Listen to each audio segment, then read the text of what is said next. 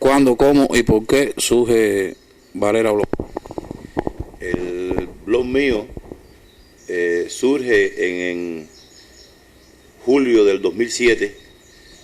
unos meses después de yo terminar mi trabajo en el Herald por el incidente que tuve, y tratando de captar de nuevo los lectores míos, los lectores que me seguían por la parte digital, y incluso de una manera así libre, completamente libre, porque no tengo editores, ya que tú sabes el conflicto mío con el periódico era con los editores, y así pude empezar a expresar mis opiniones de una manera más libre. Háblame un poco cuáles fueron las razones que te llevaron a realizar la protesta del Herald. La protesta que yo hice en el periódico fue contra el estilo de periodismo que se hace en Miami. Desde luego el periódico era prácticamente el único periódico que existía allí, la única forma de informar, de desinformar a la gente, y la manera como manipulan a los lectores, pero en medio de una crisis que hubo, que se trató, que fue la llamada crisis aquella de Radio y TV Martí, donde un grupo de periodistas del Nuevo Herald estaban a la misma vez trabajando para el gobierno norteamericano, cosa que es un conflicto de interés en la prensa de Estados Unidos, ya que el Nuevo Herald es una empresa privada, y una empresa privada no puede pagarle a un individuo que también que es pagado por el gobierno. Y habían incluso personas pagadas por congresistas como Lincoln Díaz Balart y demás. Y esto, la manera sucia que se trató esto, la manera burlona, se burlaron de la inteligencia de los lectores, del lector asiduo. Eso es una forma muy... Entonces, dentro de eso, teniendo yo conflictos con los editores, pues pasé a hacer una protesta de ese tipo, con la cual no estoy de acuerdo ahora, porque cumplí con la sociedad norteamericana por el error que cometí en ese momento. Durante 15 años trabajaste en la llamada prensa anticastrista de Miami. Cuéntame un poco cómo se manipula, cómo se trabaja el tema Cuba en los periódicos de ese tipo. Bueno, sí, mira, yo no tengo reparos en confesarte aquí que yo fui 15 años caricaturista editorial del Herald. Por ende, yo participé, trabajé y fui parte 15 años de la industria anticastrista. Y yo conozco la forma en cómo se manipula toda la información, cómo se crean disidentes de la nada, así de la nada se crea un disidente, prácticamente lo sientan en un sillón, le ponen un nombre, le dan un parte político y empieza a leer boberías.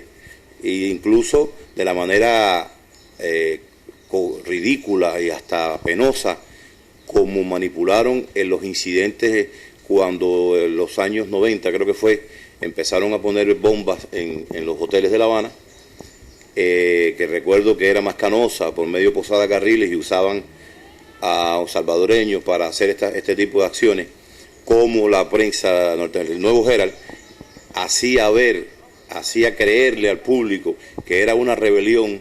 de sectores jóvenes del ejército cubano, es decir, de coroneles y capitanes rebelándose contra los generales, contra los sectores más viejos. Y así era como lo trataban, y era burdo porque se veía a las claras que era tratado desde el exilio, pero el Nuevo Herald se prestó a eso. Y yo lo vi, fui parte de eso, lo discutí incluso con personajes allí, me mandaron a callar y cosas así, y yo recuerdo que en los mismos trabajos míos, y no los toqué porque la forma burda que era,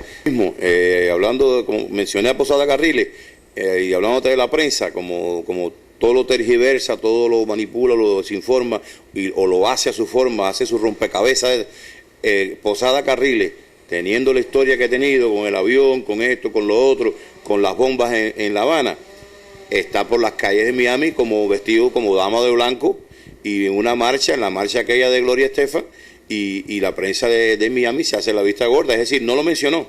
Él no marchó ahí en esa marcha porque para no desvirtuar la marcha a la cantante, pero sin embargo, y entonces cuando lo mencionan, incluso cuando lo mencionan, es un peleador por la libertad.